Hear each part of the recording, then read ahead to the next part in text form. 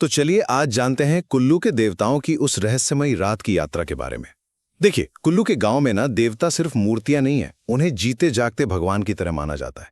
और ये देवता न्याय करने और अपने इलाके की सरहदों को देखने के लिए यात्रा पर निकलते हैं, और वो भी ज्यादातर रात के अंधेरे में।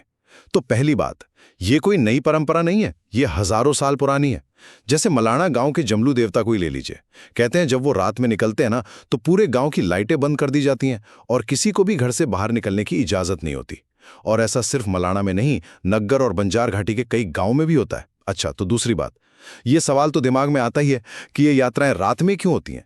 देखिए, इसकी तीन बड़ी वजह हैं। एक तो ये कि रात का समय शांत और पवित्र माना जाता है, मतलब देवताओं की यात्रा में कोई रुकावट ना है।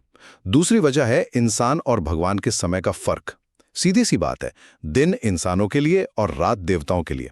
और तीसरी वजह, ये कोई शक्ति प्रदर्शन नहीं है, बल्कि ये एक अनुशासन है, एक मर्यादा है।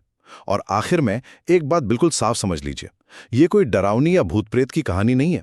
ये तो हिमाचल की देव संस्कृति का एक बहुत जरूरी और सच्चा हिस्सा है। इसका सबसे बड़ा सबूत जानते हैं क्या है? कुल्लू का दशहरा, जहां 300 से भी ज्यादा देवता आते हैं, और उनमें से कई तो रात के समय ही धालपुर मैदान पहुंचते हैं। इसलिए कुल्लू में रात का सन्नाटा खौफ का नहीं, बल्कि देवताओं की मर्यादा का संकेत है।